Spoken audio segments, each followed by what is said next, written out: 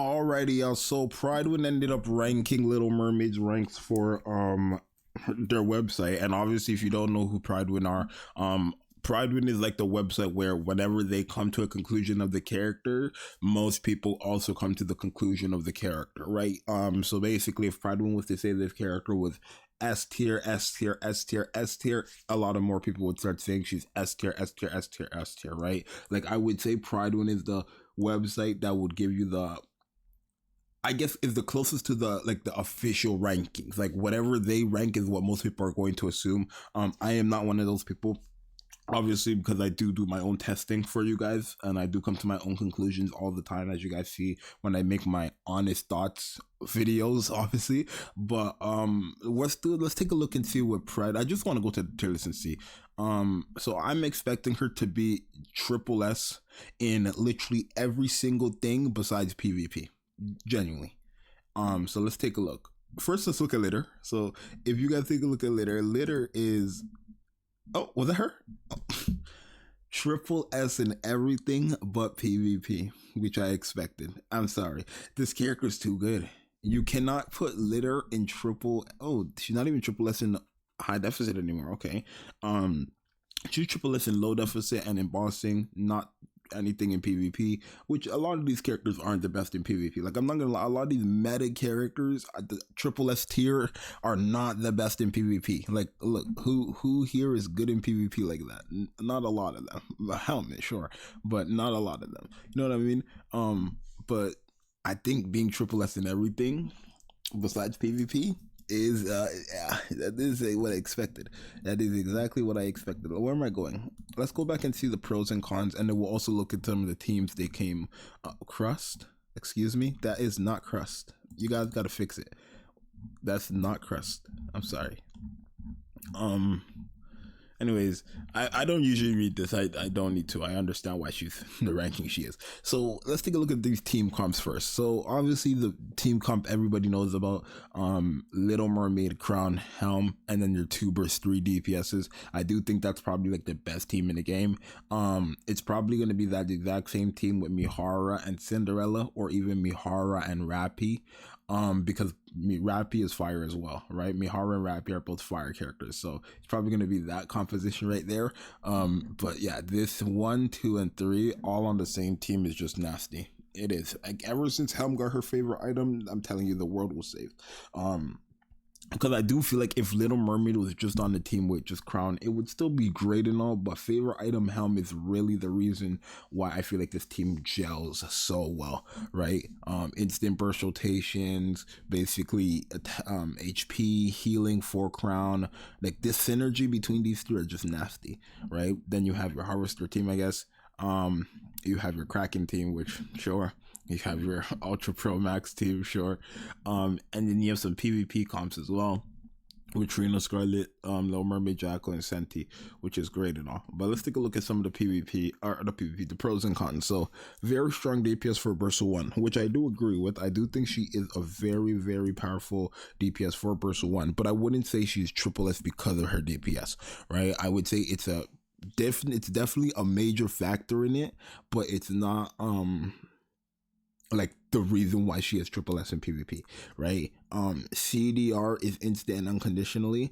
I guess they meant unconditional, but yeah, it is. Cooldown reduction is crazy. The moment your full burst ends, you get cooldown reduction, right? And then that's very, very, very powerful for a character who also has the ability to increase your burst filling gauge. It's crazy to me, right? Solving burst gen for machine gun comps, they're strong, but slow as heck.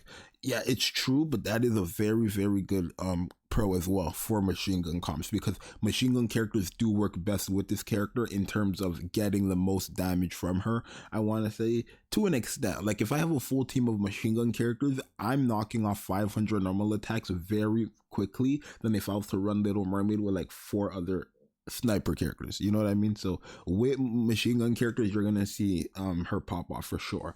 And then the solving burst generation, 100%. I want to show you guys something. If you haven't watched my video called "This is Cheating," this was me showing her with her and Helm.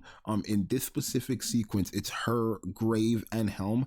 Look, we end this full burst right away, and then we get back into our full burst right away, right? If you don't know, look, I'm gonna wait for this to go away. If you guys take a look, right, at 232, we ended our, or 231, we ended our full burst, and then at 231 we got back our full burst. That's not normal. That's not normal. So for a character who's basically ending your full burst and putting you right back in it, it's just not fair. It's not. And obviously she's not doing that by herself, but because of how powerful her burst generation is with someone like Helms, who also gives burst generation or fills burst gauge, whatever, it is a very strong comp. Can stun on demand, which is very helpful in both PvP and PvE. Very, very true. Very true. Her stun is very, very nice as well. Allowing focus fire outside of full burst. Okay. Her cons: 1% rate pilgrim. Expect to spend your gold mileage instead. Sure. Sure. I would agree. It's costly unit. Costly unit consumes too many skill books.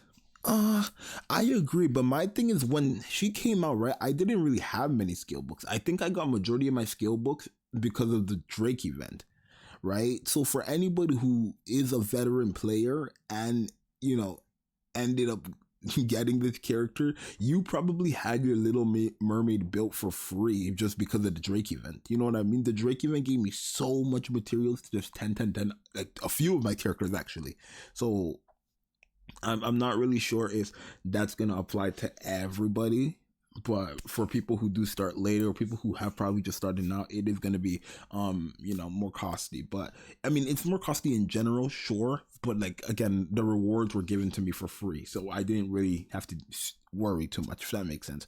But it doesn't change the fact that I guess it is consumes too many skill books, sure. FPS dependent, hence she won't perform well on low end to medium spec devices, even when min-firing round setting. Okay. No survivability support as a burst 1. I guess so. No survivability support as a burst 1. I guess so. But I don't know. Like, is that really a con? Because for me, when using this character, surviving is no problem. I think what it is, like how I see it, is because she just makes everybody on the team do way too much damage. What do you need to survive? Like, genuinely, I don't know. That's just my mindset, I think, right? If I'm killing every enemy, what am I need? I don't need to survive because everybody's dead. That's just how I see it. But it is what it is. Her buff is quite meh. I would say that's the one thing I will agree with. Her burst skill, I did not feel like the burst skill needed to be as low as it did when it comes to like 10% attack damage buff and a 17 attack buff to herself. I don't feel like she needed to do that.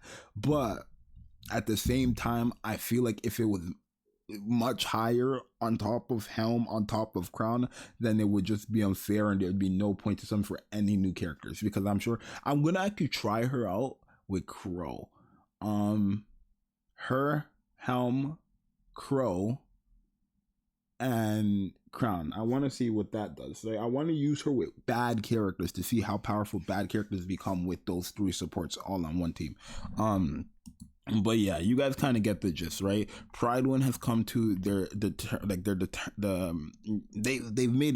they decided, right? I would say she is the top 5 characters in the game if you want my top 5 right now, and I'll probably make a video on me using all the top 5 characters on the team.